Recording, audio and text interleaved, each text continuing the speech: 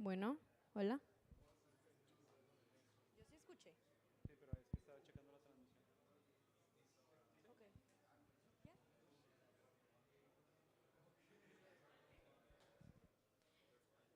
Bueno. Hola, buenos días. Muchas gracias por su tiempo, por estar aquí. Antes que nada, les queremos invitar, hacer una invitación abierta al showroom que está justamente aquí en planta baja el día de hoy. ¿Mandé? Yes. Okay. Okay. Which students? Can you raise your hands, please? Wow, okay. Muy internacionales el día de hoy. Okay. Well, thank you for your time and being interested in today's. Well, here in all the floor we have like a showroom that it's about like Mosla, and Mosla it's the Department of Emerging Technologies. And today we have like a special evening that's supposed to, you can go and like explore the whole department. And we have a dynamic, my Fermin, I don't know which one. Fermin, it's gonna give you a little like, yeah, the card, and you can just like get a sticker and then enter to a rifa. ¿Cómo se dice rifa? Rifa. A lot. To a contest to win an iPad mini. A mini iPad, yeah. So if you're in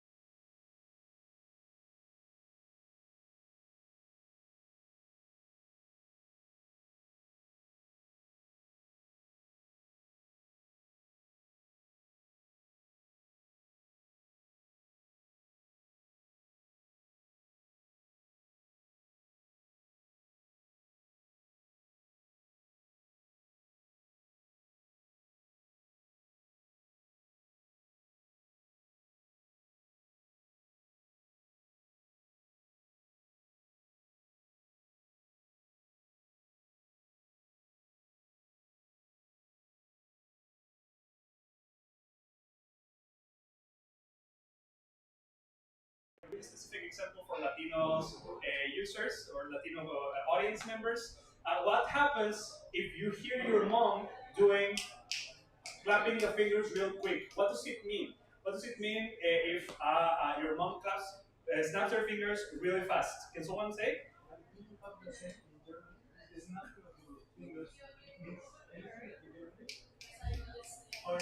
Hurry up, right?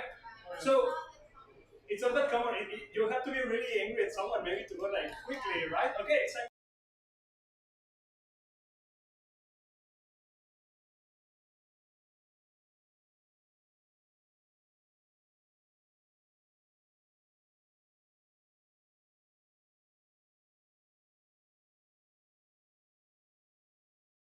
Or in Latin America, if they snap their fingers real quick, it means do something right now, you're dead, right? So, in this context, what I'm trying to explain is that on its own, these reactions or these effects of the environment don't mean anything. We give them a meaning. We give them something that they actually implies a reaction in our bodies and in our minds. And so, for every entrance of information, there's a processing that happens inside of us and there's a response. If I hear my mom doing this kind of movement, it means I have to move, right? That I have to do something. So it implies an action in me. And we have discovered that these reactions that exist in our bodies, that exist in our brains as well, they are measurable. We're able to measure it through different variables of our body. So I will explain a little bit more about that. This is normally how the progress of information happens. First, we have the stimulus, which in this case is the snapping of the fingers. We have the receptor, which in this case is our ears. We have an interpretation center. Who knows what I mean with an interpretation center, right? It's a brain, exactly, right? And we have our response, right? So, for example, depending on the context of the person, depending on the background, on the previous knowledge, we give meaning to things. So even if the stimulus is exactly the same, even if everyone here has the same set of ears, let's say, and even if everyone here biologically have similar brains, the contents of our brains implies that the response that we have, the physiological and mental response that we have, is going to be a little bit different depending on the background of the context. So for every process of behavior that we have, it has to begin with this integration, this mental integration of the information that we are receiving from the environment. After we receive this information, we process it and then we respond to it. So what I will try to explain now is how our bodies help us to process that information and to respond to that information and how we can measure those responses that we have in our body. And to continue a little bit with this, how our body works is that depending on the response and if it's an effective or a non-effective response, we could have different kinds of bodily activations. If, for example, again, the same example of my mom snapping my fingers, which one of the two systems that are implied here, the parasympathetic and the sympathetic systems, do you think it's going to be activated if my mom's snapping my fingers at me like super fast? Which one activates first? What? Raise your voice. Which one of these two systems, sympathico or parasympathico, would activate if I hear someone pressuring me? If a bus is coming and I move away from the bus in 0.02 seconds, which is activated? Simpático. Muy bien, el simpático, or the sympathetic system.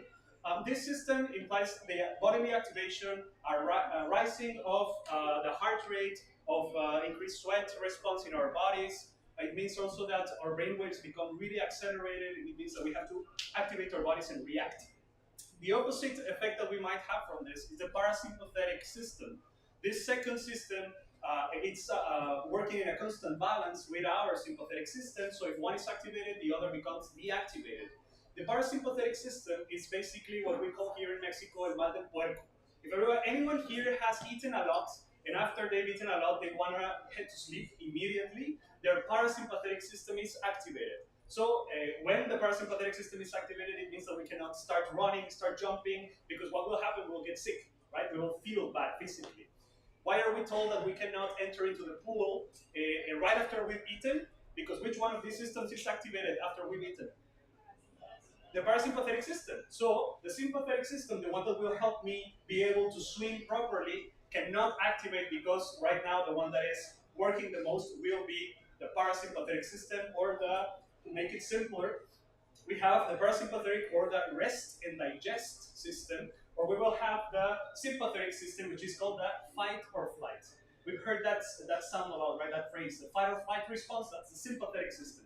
So if my fight or flight response is activated, my rest and digest cannot become activated. It's like a balance that's working, or like a sort of swing set, for example. So we have different bodily functions that showcase this kind of reaction that we might have. That it can be intense, it can imply that my heart rate is becoming higher, or it can also be the other way around because it's a balance, that my heart rate goes down, my digestive system starts working, etc. So we have a different set of systems that can be constantly in balance. An important detail about this is that we can measure the intensity of the activation of each of these two systems. So we can measure when someone becomes excited, becomes aroused mentally or physiologically. When I say arousal, I'm talking about the physiological activation that we hear, that we feel whenever we react to something. So, for example, if I win the lottery, right? We have a lot of arousal. We have a lot of physiological and psychological arousal, meaning that I'm really excited about something. And how we can see this psychologically is this subjective experience that we might have when we might feel a lot of energy in our bodies. But we also have the physiological response, which means the activation of the sympathetic system, not the parasympathetic system. So this is also easily measurable, and I will show you how we can measure these kinds of bodily responses. Okay. So another way in which we can measure body is through the analysis of brain waves. So we already talked a little bit about heart rate, we talk about skin, sweat, we talk a little bit about the digestive system and whatnot, but also our brain tells us how we are responding and whether we enjoy or dislike whatever we are responding to. We can tell distinct emotions through the brain waves. We could tell stress levels, concentration, attention, only through analyzing the electric activity of our brains. Whenever our neurons fire, whenever we respond to something, especially when we're having a specific kind of thought or we're paying attention to something, a lot of neurons are activated at the same time. And neurons activate in an electrochemical way. Basically, they share chemicals, which we call the neurotransmitters, and whenever a neurotransmitter is shared from point A or neuron A to point B, what we have is an electrical response. And that electrical response we can measure as well. When we measure that electrical response, we've recognized different brain waves that have different kinds of meanings. They could imply, for example, that we're paying more attention or less attention, have an intense emotion or a more low-key kind of emotion. But the way in which we can make it distinct between each other, it helps us understand a little bit better of how the brain works. So I will share a little bit with you about these brain waves. Basically, these brain waves are individual for each person, so we have to analyze a lot of people in order to understand them.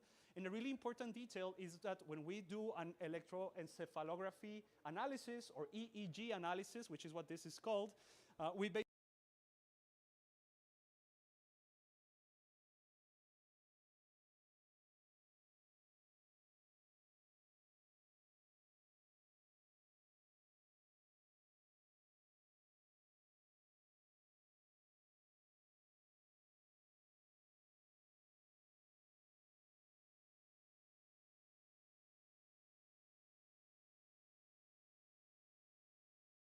practice mindfulness and start meditating, your alpha waves will become absolutely higher because it means that you are paying less attention to whatever's happening around you. That you're paying attention to yourself, to the inner thoughts that you might be having. So that means that the alpha waves go up, right? Different kinds of emotions and mental processes have a distinct kind of brainwave that's activated whenever we respond to something. So to come back to the same example, it's not that my mom is really intense or really aggressive with me, but I will come back to it. If my mom stabs my fingers at me, my attention first will go super high, meaning that my alpha brainwaves will go low because I'm paying attention to something that might scare me or that might be impressive to me, right? But as soon as my mom tells me something really simple, are you okay, etc., right? Then my alpha brainwaves will absolutely go higher because I become a little bit more calm down. Does that make sense? So distinct brainwaves imply different kinds of mental activities that can happen simultaneously, that can happen separately, and we can use different kinds of devices to analyze these kinds of responses, which is what we are talking about today. So these are some examples of what kind of changes we might have when we become physiologically or mentally aroused. We might get an increase in the sweat response, our heart rates might go up, breathing rates go up, the temperature, ironically, the distal temperature, meaning the temperature from my fingers and from my arms or wrists, for example, it goes lower. Usually when we feel angry or when we feel stressed, we feel hotter. Our bodies feel a little bit hotter, like tense, right? Well, guess where that increase in temperature comes from? It comes from the distal, from the extremities of our bodies. So the extremities of our bodies become colder, while the center of our bodies becomes a little bit warmer, right? So the feeling that we get in our bodies of this anger, this tension when we are stressed, for example, it implies that certain parts of our bodies are not actually being well regulated when it comes to blood flow, for example. So we can analyze a lot of these things. We can analyze also eye tracking activities, for example. So what happens when a person focuses on a specific part of my advertisement, for example, to be more precise to marketing, right? If I'm preparing a marketing campaign and I want to make sure that when the people look at the logo, they are feeling excited and happy, we can use eye tracking technology. We could use heart rate and skin sweat analysis to understand exactly why they are reacting the way in which they are doing, right? Why are they looking at this logo? Are they happy? Are they sad? Are they enjoying it or not? So we can analyze all of this information, and of course, brainwaves gives us an even deeper understanding on what's happening inside of these people. The measurement of these bodily variables, it's called biometry, biometría. What happens with biometry is basically we aim to analyze physiology, to analyze the body of the person, to understand their behavior. And the way in which we do it is through different kinds of biometric devices. We use technology to analyze the bodily changes that a person might have when they are responding to something. That way we can analyze their behaviors. We can understand whether they like or not like, what they think, are they focused, is it something that they do not care about, do they love it, etc. We could analyze it through this. And not only we can use these variables, we can also do face analysis, we can do, with the eye tracking devices, we could even analyze the dilation of the pupil to understand if the person is really excited when they look at something or if they don't like it at all. We could even analyze their blinks, like when they're blinking, and when they blink a lot, when it turns out through a lot of analysis that they've done, if someone really loves what they're looking at or they are trying to understand it and they are wondering about what it means, they blink more because they are trying to figure out what it means. But when someone is bored, they're tired, they want to go to sleep, they start blinking way slower because they are falling asleep little by little, right? So we can even analyze a person's blinks to try to figure out if they are enjoying stimulus or content that we are giving them. So we have different kinds of biometric devices that we could use to make this analysis. A lot of these devices we have available right here in Mosla, in the first floor here of the building you're at. You could come by and you can ask for any device regarding eye tracking, electroencephalograms like EEG devices to analyze and read brain waves. You can get them for academic use. You can also use them for meditation. And we have several examples up here that you could try as well for yourself when we're done with this presentation. These kinds of devices come from this work that we've prepared, or this project that's called Zona Biométricos. What we try to do with Zona Biométricos is democratize biometric technology. Usually these kinds of devices, eye trackers, EEG devices, skin conductance devices, or heart rate monitors, they are used a lot in laboratories. You would have to go to a lab, you would have to go to a lab, a really specialized place, and in this place, it's difficult that you will get access to these kinds of devices. But what we are trying to do is to democratize that technology, make it available for teachers, students, and researchers. If you're curious about how this technology works, if you are curious whether you can integrate it into your career, into your studies, into a research program, you could come with us and we could definitely tell you how to use these devices, teach you how to use them, give you instructions, video instructions as well, give you tutorials, one-on-one tutorials on how to use the devices and how to analyze the data to integrate it into your current project. projects. That's something that otherwise would be very reserved and only people from really experienced labs or really private labs could use. But in this case, we're trying to make them available for teachers and students. So you are able to use them into your bachelor's, into your programs as much as you want. An important detail here is that it's not something that we just leave to your own, device for you to use on your own. We come with you to try to help you use it and integrate it into your activities. So you're not alone when you're using these devices. At the beginning, it might be a little bit intense to think about, wow, I'm going to analyze brainwaves. I could see my own brainwaves, but you can definitely do that, and we can teach you how to do that as well, right? So come with us, and we will help you a little bit on how to do that. It's important to tell that in these kinds of contexts, we've found through a pilot of this program, of this space called Zona Biométricos, that in a year, over 900 students, teachers, and researchers were able to use this technology. We had students from every school to be able to use them, from the Escuela de Humanidades y Educación, the Humanities and Education School used it a lot, Engineering School used it a lot, the Science School used it a lot, even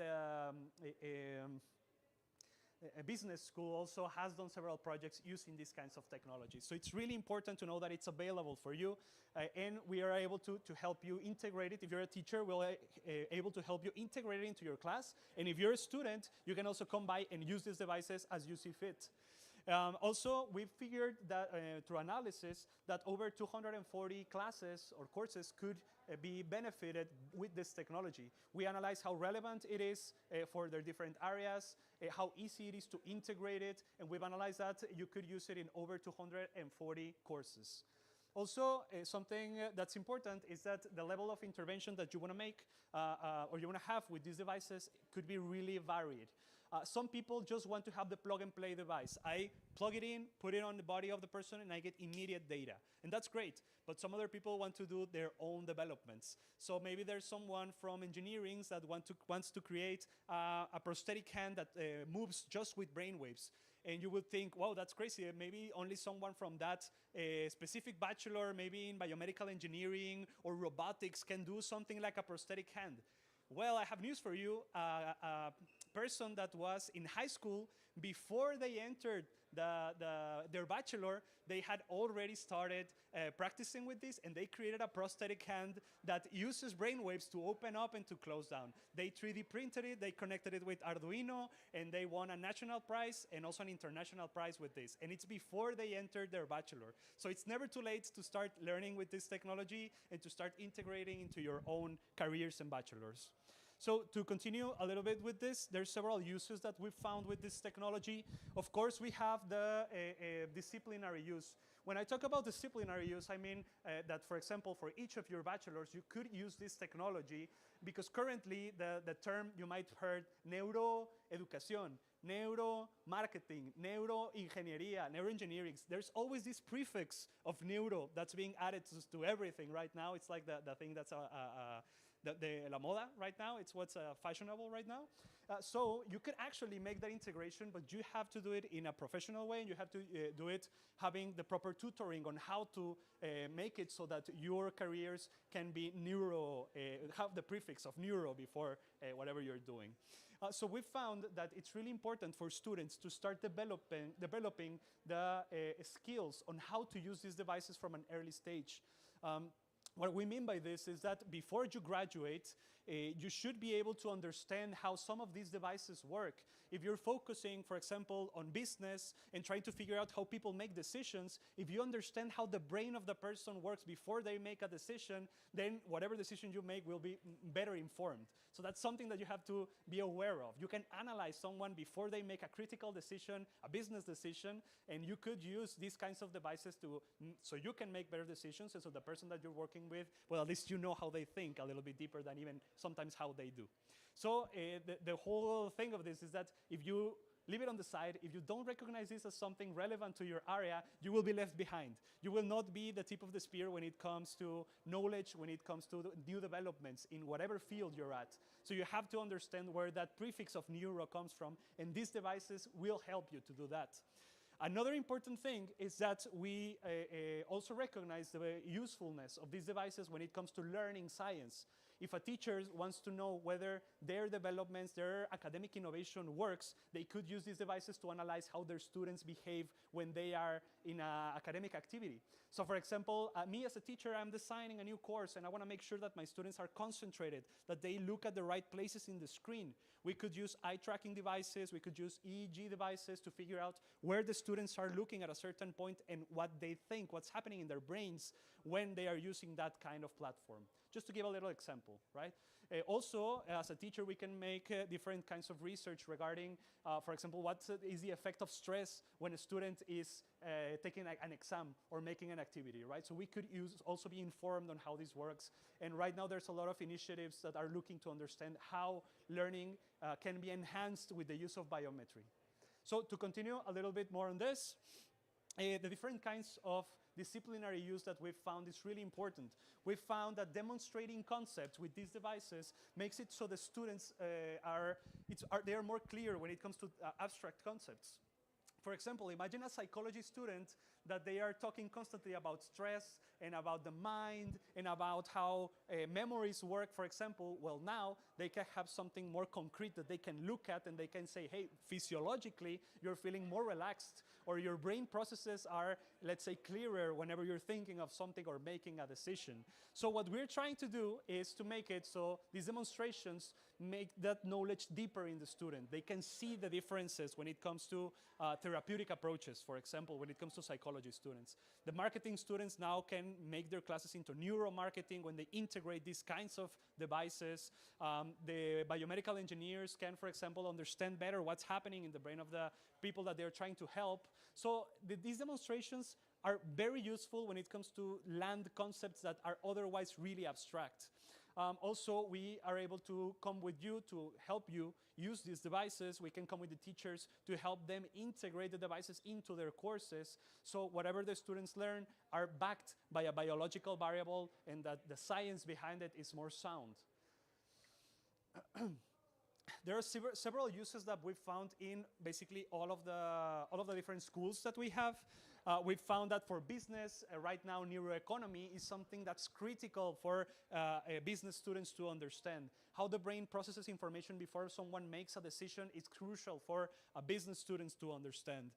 In education, learning how the brain of the student is working and how they are constructing concepts is crucial to know as well.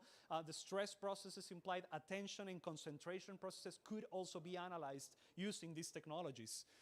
In psychology students, as I explained before, with a really dramatic image, I don't know why I used that image right there. It looks like a Infinity War or something. They are disappearing. But in that kind of context, as I said before, seeing stress, right, it becomes more clear what's happening in the body of the person, and it's not only considering asking the question.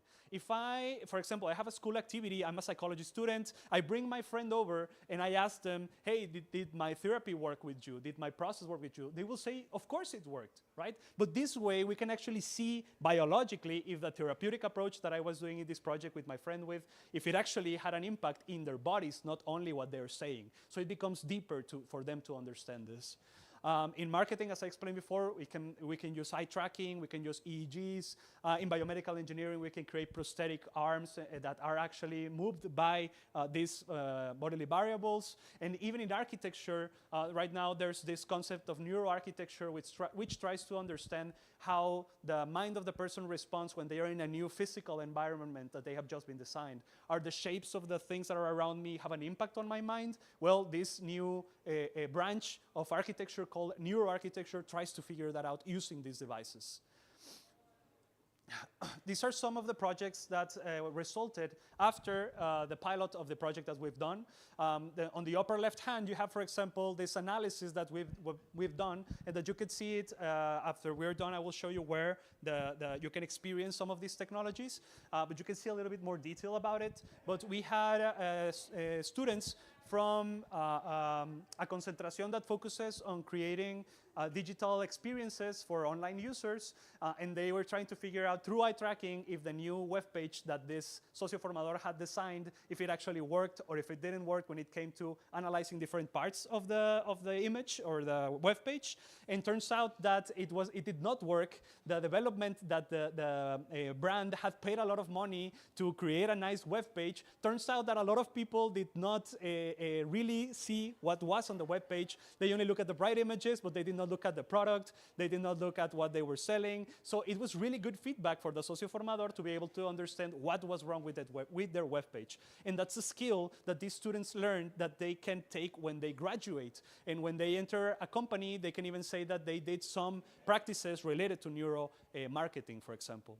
I have other examples where we have done programs and research regarding mindfulness and how we can use biofeedback, meaning analysis of these bodily variables and returning the results of the analysis immediately to the user, to the person that's going through a mindfulness process, and how it can enhance their meditation, it can enhance their, basically the mental load that they have. It can lower that mental load and make them more relaxed through the visualization of their own bodily changes when they are meditating.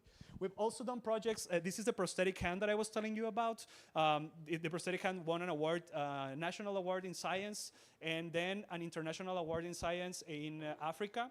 This is the 3D, it was a 3D printed hand connected through Arduino, and it could open and close only with an EEG device, only using brain waves, right? And also we have another demonstration of something more related to how the learning process happens. We have a teacher, entrepreneurship teacher, that was using these kinds of devices to analyze how public speaking is related to entrepreneurship, and how the better public speaking skills you have, basically the more you learn or the more you take from those classes related to entrepreneurship and how you talk to people and interact with others. So you can analyze that in the brain and also in the body.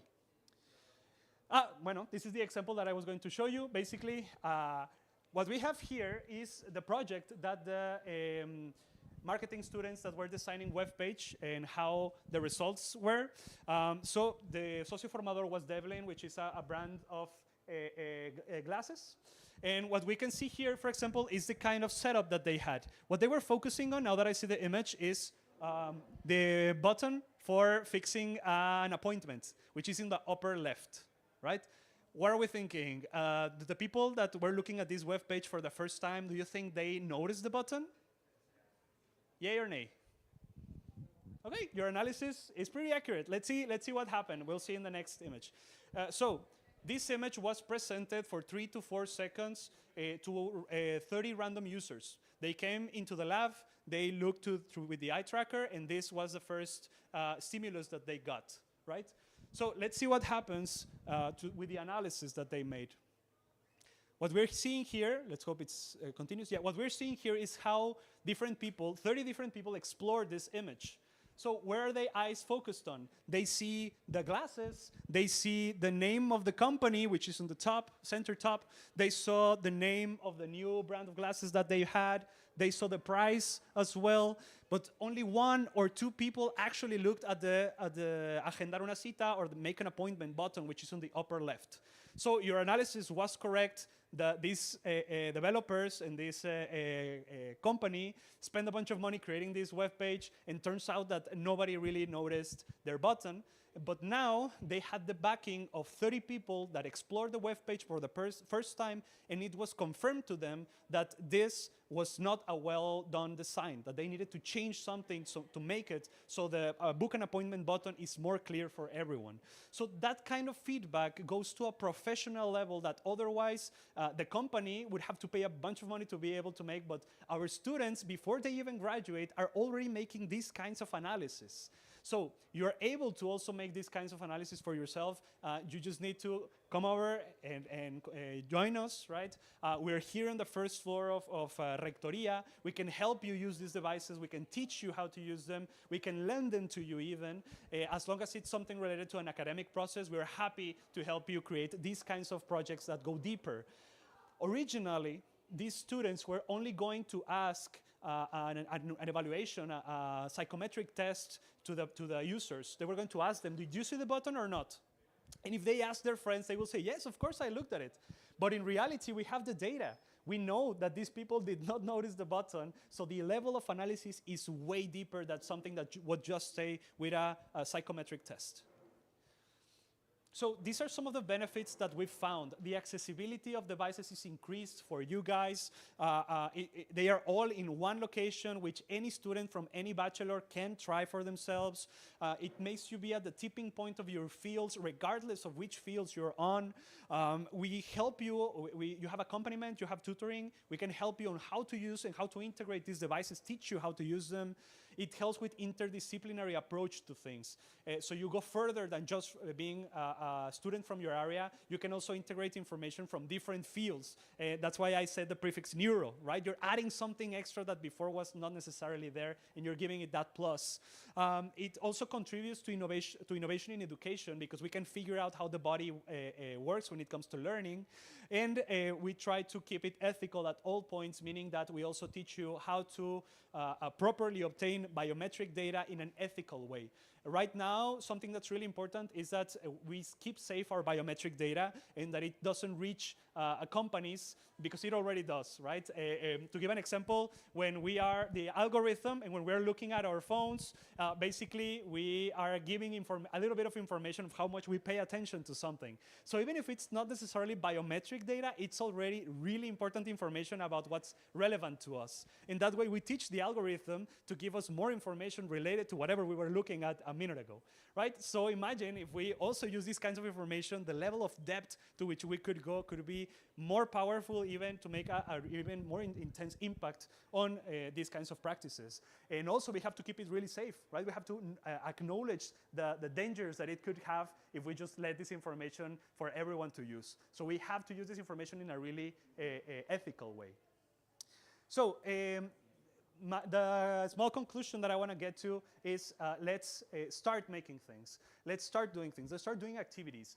If you have questions, for example, on how to implement these kinds of devices, we can basically start with the basics. You can use plug and play devices that you plug them in. You start getting information instead of going to the really deep clinical grade devices, and little by little you can start learning how to integrate this technology into your bachelors, into your careers, and into your professional future. So what I'm giving you here is going to be 2 QR codes. One of the QR codes is going to be related to a questionnaire regarding your experience and whether you liked this little presentation. And another QR code that I will present to you in a second, it's related also to the webpage that we have. If you want to see exactly which kinds of devices we have, how to use them, the tutorials, where to ask for them, which is basically with me, you just send me an email, I want to try using this, I will help you to use it. I'm sharing 2 QR codes. This is the first QR code. I think this is the webpage, or see, this is the webpage. And the next one I will appreciate a lot if you can help me with, which is just a little detail regarding if you like this presentation, if you appreciate it, if you learned something, and if you need any more information, you can just contact me. My email is really simple. It's just my last name, ayala@tech or ayala@tech.mx. Now we will continue with this. Before that we close, I'm just going to open the floor. If there's any questions, any doubts on this technology, if whatever I explained did not make sense and you want to go over it again, please let me know. But I will leave the floor open. Are there any questions regarding the presentation, the devices, something that you're wondering about? Yeah. Sí, ¿verdad? ¿De qué tipo? Si quieres aquí están. Gracias. Sí. ¿Qué hay del sesgo? Por ejemplo, si a un alumno le pones el reloj para que mida su frecuencia cardíaca mientras haciendo el examen, Sí. pues de alguna forma no hay como un pequeño sesgo de que sabe que está siendo evaluado. Sí, de hecho tenemos, tenemos diferentes tipos de dispositivos. Le voy a hacer el switch, ¿te parece? A inglés. So the question is, is there a bias when it comes to the student knowing that they're being recorded? Depends on the kind of device that we're using, specifically because some devices are very non-invasive. When I say non-invasive, is basically you can wear a watch and at some point the mind just forgets that they're being observed. But if there's big devices, let's say an EEG device, a headset that you're wearing, for example, that especially if you're in a social environment, it can the student can feel observed. So they can feel like everyone's looking at them. They can feel that sense. But it's rare that, because usually most of the students don't really know what's being measured. So it's not like they can start regulating their own bodies when they are being measured. So even if there is a bias, depending on the kind of device that you're using, if it's really non-invasive, the bias goes way low. But if I have a big EEG device, a big cap, if I have a bunch of devices connected to my fingers, then it is harder to stop that feeling of being observed, of laughing around. Also, it depends on the environment. If it's in a really social environment where you're measuring the student, then it's so social that it can increase that level of being perceived, feeling of being perceived. But if it's in a laboratory, which the person is alone doing the activity that they want to do, it's, let's say, a double-edged sword. Because first, you get less bias from that outside source, but it's also less real, because you're in a really cold, hygienic laboratory. So that means that it's not as real as if I was in the classroom. So you have to think about the methodology that you implement, but there's ways to avoid that kind of bias towards being observed. Yeah. Kunst. I don't know if you guys have any other questions that I can answer. Sí, yes, sí, adelante. Aquí hay una pregunta. Sí. Muy bien, sí, yo la puedo traducir. Sí, sí. En alguna de las slides dijiste body and mind. Sí. ¿Y estás hablando de que el cuerpo está separado de la mente? ¿O dónde está la mente? No, a ver, vamos a decir que a mí me gusta pensar que el cerebro es un motor y la gasolina es la mente. O sea, no va a funcionar. Un cerebro perfecto, un motor así perfecto, qué padre que está perfecto, pero ¿qué le metes para que funcione? Para que empiece a trabajar y a procesar y a moverse, ¿no? Entonces, cambia español, pero bueno. So the mind and the body, is it connected or is it separated? There's a really close connection. We cannot separate it. But we can find ways of measuring it in a little bit more precise way. But it is not separated. We have, I remember the presentation, it was about arousal, and we have psychological and physiological arousal.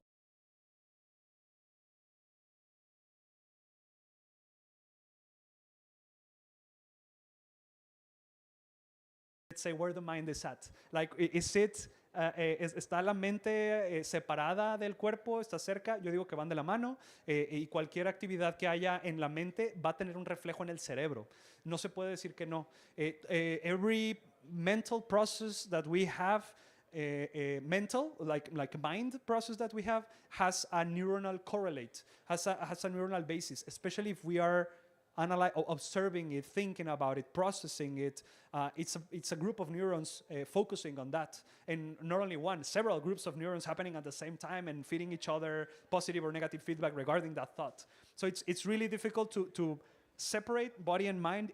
They have to be somewhat together, at least from the neuroscience perspective. From a philosophical perspective, that might be another thing, but the body and the mind tend to go hand in hand in this context. Let's say that it's the body, it's the brain, how we are able to interpret a piece of the mind, but not the full thing. It's impossible to map the whole mind. Sí.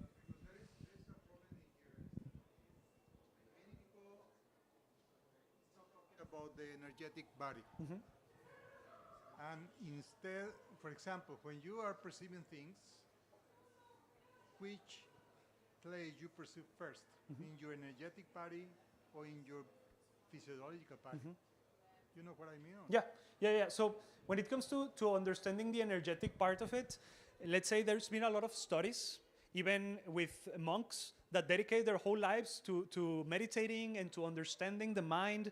And I haven't personally, but we as a collective of neuroscientists have a look to analyze what's happening in the minds of these monks that dedicate their life to the meditation and to these introspection processes. And there's a new branch of neuroscience called contemplative neuroscience, la neurociencia contemplativa.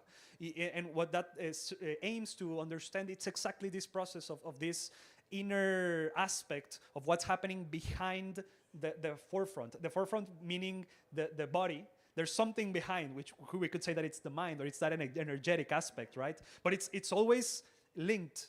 We cannot have only mind because we are physical beings, and we cannot have only body because there's also a mind behind us. That's some would say it's like that driving force behind us.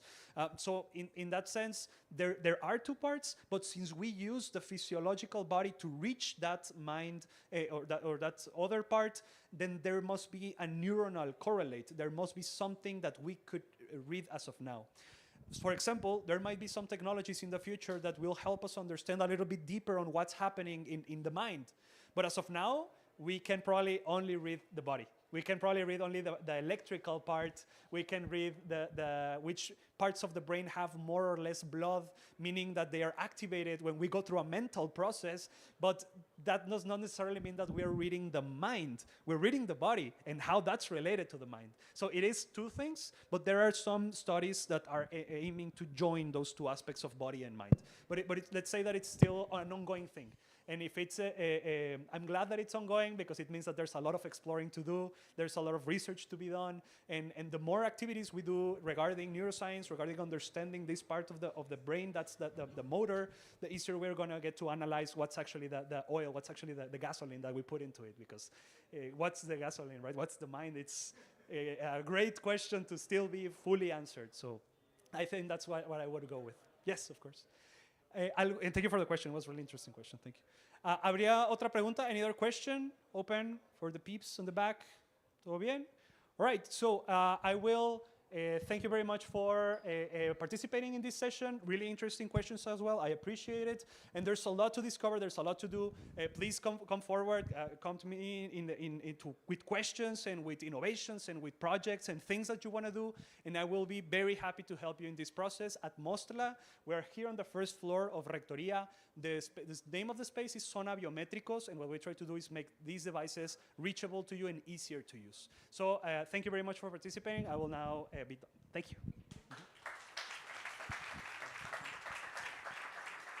Hi, hello.